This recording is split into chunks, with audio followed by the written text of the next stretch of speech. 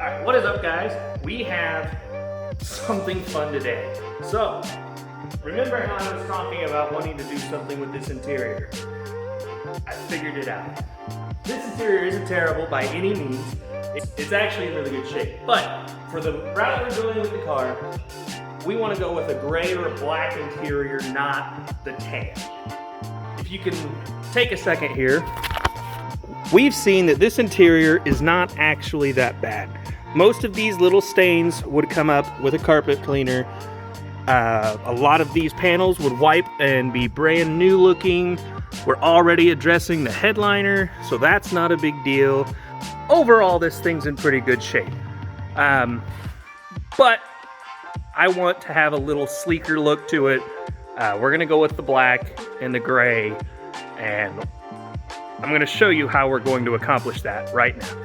We have here one turd of a parts car, okay? She looks rough. Obviously, the exterior is in pretty rough shape.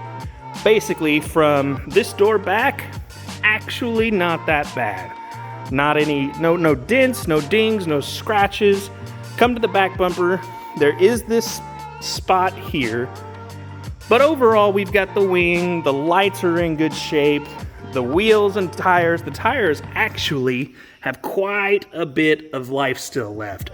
So overall, there's a lot of parts on this car that are good that I can sell to get my money back, mismatch some of the nicer parts from here, use them on my car over there. And then when we come around here, we have the dented fender, the busted light. This bumper has definitely seen better days, but it does have the wipers and the motors, so if we wanted to put those back on, we could. Although I have plans to not run the wipers, but we'll get to that in another video. One of the other things that kind of is disappointing about this car is it's not the same engine. My engine is actually the turbocharged version. This one is not. Also, this car is only front-wheel drive. It did not come with the all-wheel drive from the factory. So a lot of the mechanical components aren't going to cross over from here to there. But we did buy this car as a non-running car.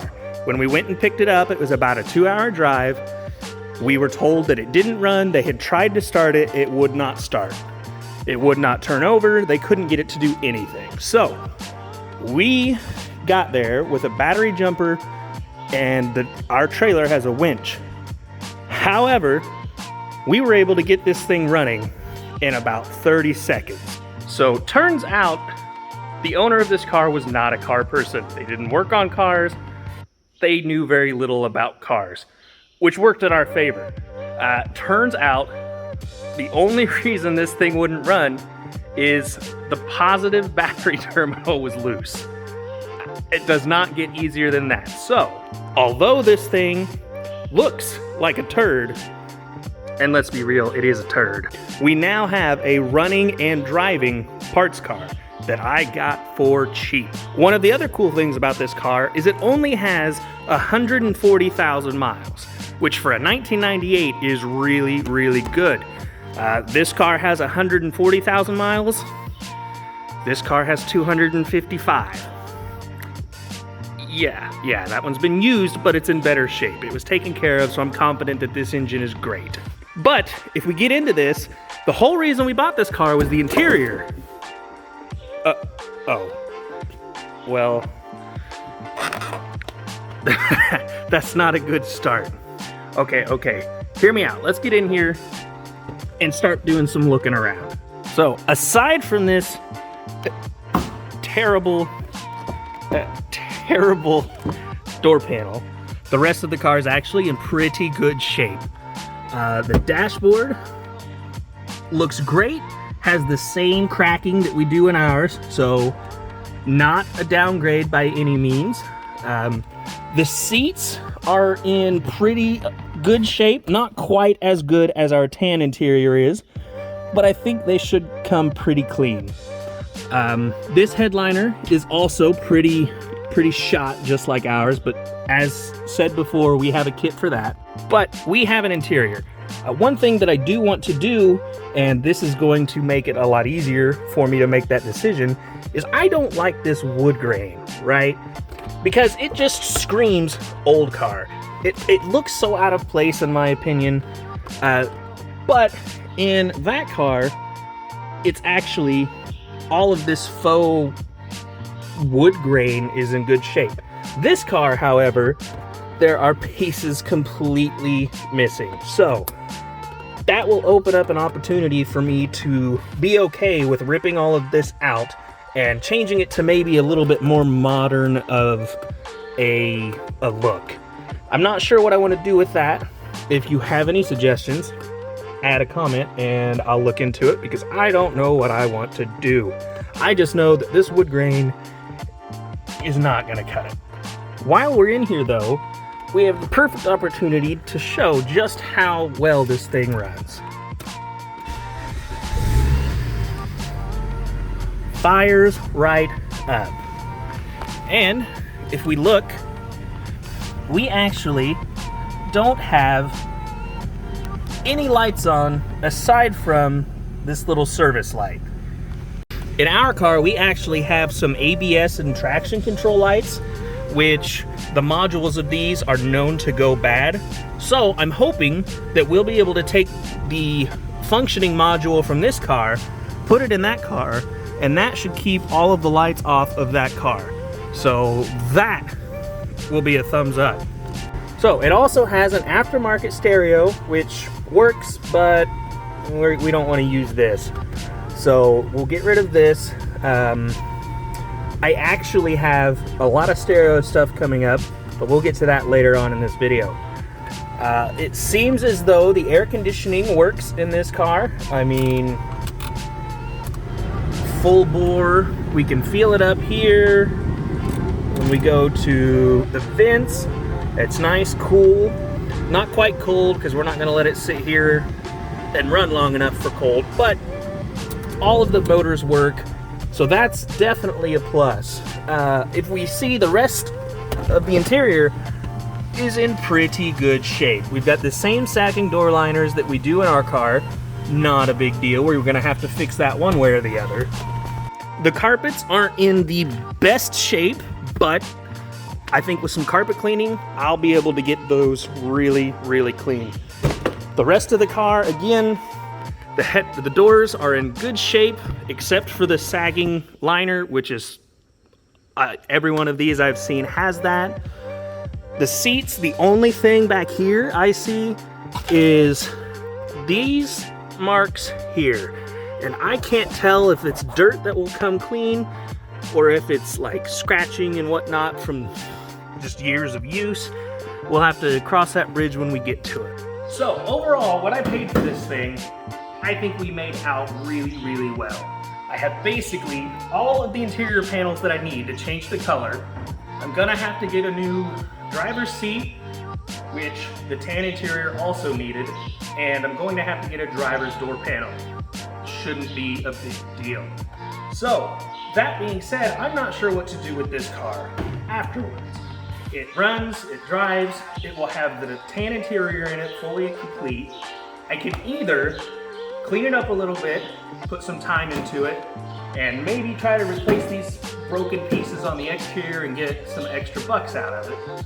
Or I've got a buddy who actually really wants the car, but I'm gonna give him a friend's discount if I go that route, and I'll be missing out on quite a bit of money. So, we'll see how that goes. I'll probably give the car to my buddy, let him have his fun with it, because he gave me such a good deal on that car. So, one of the things that I want to do now, that I originally had no interest in doing, but have decided that I'm going to do a nice stereo system in this car. I don't want anything that is gonna be super bassy. I'm not trying to rattle the interior loose. I don't want to piss off the neighbors. I just want a nice, clean sounding, presentable stereo. I have already ordered most of the parts to do that. The only thing I haven't ordered are the head unit and the speakers. And the reason that I have not ordered the speakers is because, unbeknownst to me, this car has 4 speakers and 4 tweeters from the factory. We have a set of tweeters in the dashboard. We have a set of speakers in the front door. We also have a set of speakers in the back door. And then in the back, we have another set of tweeters. So I didn't realize that when I started looking at parts and amplifiers and everything it takes to make a sound system. So I'm going to have to do a little research and see what exactly I need in order to do that. The reason I decided to go this route and do a sound system now is that I'm going to have this entire interior out. Carpet, headliner, dashboard, you name it. And that seemed like the perfect time to run dyno matting. So with the carpet out, I'll be able to get all kinds of sound deadening along the bottom, under the carpet, behind all of the door panels. Any extra I might have, I might put towards the ceiling here, above the headliner. That'll just knock down low road noise, and hopefully it'll help to make our stereo system sound a lot crisper, and hopefully that'll help our stereo sound a lot nicer and overall just a better driving experience. Also, by having all of the interior out, that's going to give us an excellent opportunity to cleanly run all of our wiring from front to back. The measurements I took from the front of the dashboard here to the very back of the car is about 10 feet. So that is a lot of wires to run. And I think that with the carpet out, we'll be able to do that in a really clean, good way. So the plan is to run a touchscreen Pioneer head unit with all the fancy Bluetooth. That way I can listen to my music, phone calls, all the things that come with the modern stereo system. So along with the head unit, we'll have 4 new speakers and 4 new tweeters. I also bought a 5-channel amplifier to also run a 12-inch kicker sub. Like I said, I'm not looking for something super special, super fancy, super loud. I don't need the bass going crazy. I just want a nice sounding experience when I'm driving this car every day. Again, not something I planned on doing. I'm not, nor have I ever been, an audio person. So I thought this would be the perfect opportunity to get my feet wet in that whole realm of automotive, and hopefully we don't catch the car on fire. We'll have to wait and see on that. But that's it on this one. We have a parts car. It looks like a turd, but I think that we're going to make out pretty well on this. I can't imagine the cost of trying to source all of these interior bits from a junkyard or another car or anything like that. So I'm happy that we got 90% of what we need here, and it's all in good enough shape, and we should be able to replace or fix the parts that are bad as we go along. So that's going to be it for today. Just kind of an update. This was an unplanned sort of adventure.